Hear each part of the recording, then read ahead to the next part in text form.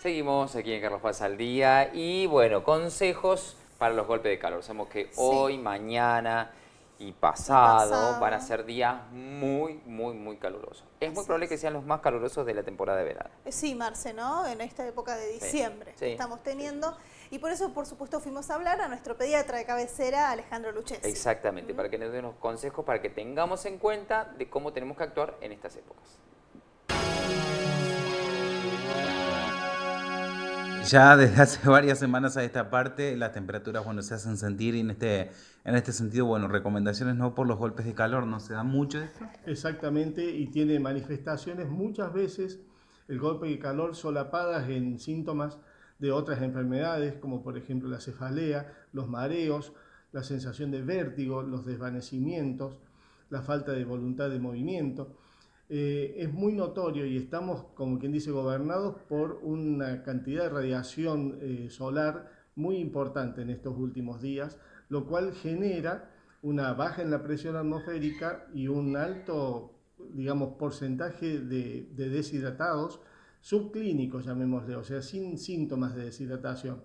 Pero el cuerpo mismo tiene, como quien dice, las medidas compensatorias. Todos vemos, por ejemplo, que emitimos unas orinas mucho más concentradas que lo que son habitualmente cuando estamos en épocas no tan calurosas. Entonces es muy importante conservar el estado de hidratación, preocuparnos por los ancianos, por las personas que tienen la movilidad un tanto reducida, habida cuenta que ellos pueden no manifestar la voluntad y la necesidad de tomar agua o comer frutas. Entonces, estar siempre atento a esa necesidad momentánea y parcial que pueden tener las personas mayores y que no se dan cuenta y que pueden justamente empeorar alguna enfermedad que estén padeciendo o realmente tener algún desvanecimiento. Eh, las dos cosas, no hacer comidas muy copiosas, porque el aumento, digamos, de los procesos digestivos en esas comidas de digestión lenta suelen originar, como quien dice, una derivación sanguínea hacia los campos digestivos, hacia los órganos de la digestión. Entonces, ¿qué pasa? Ahí hay un gasto energético muy superior aún a las épocas de frío.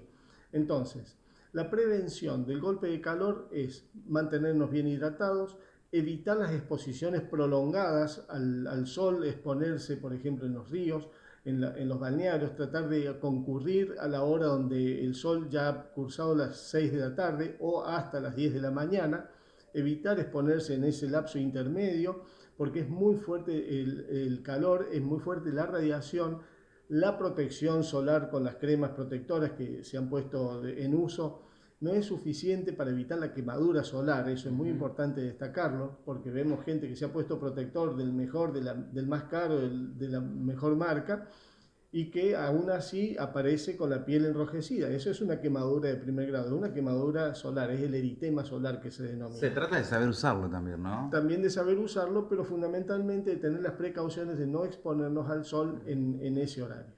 Y desde ya, como pediatra, asevero que los niños, los menores de 2 años, los bebés pequeños, no deben tomar sol directo en esta época del año. Siempre protegidos por una sombra, por un paño, una tela blanca, evitar, como quien dice, que estén a la intemperie en esos momentos de mucho calor, porque las consecuencias realmente pueden ser muy serias.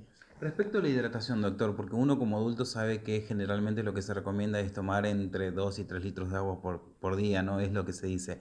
Ahora, ¿cómo es el parámetro o cuáles son los valores para la población pediátrica y más que nada los bebés también, ¿no? Estimamos que uno debe consumir 100 mililitros de agua por kilo de peso por hora. O sea, imaginemos que eso es lo que tenemos que tomar por 24 horas, perdón. O sea, aproximadamente un peso de 70 kilos debe tomar entre 6 y 7 litros de agua por día, que por supuesto lo incorporamos con los alimentos. Cuando comemos una fruta estamos comiendo un gran porcentaje de agua.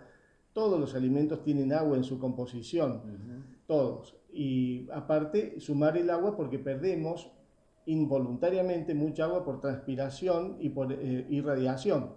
O sea que es muy importante el agua. Tratar de no sustituir al agua por líquidos artificiales, habida cuenta que no siempre tiene la composición mineral necesaria para el momento en el cual se están siendo tomados y que pueden provocar un corrimiento, digamos, de la hora de comer por falta de apetito. Entonces eso hace que el organismo no ingiera la cantidad de calorías necesarias para justamente mantener ese estado metabólico y permitir que pueda evaporarse temperatura sin deshidratación.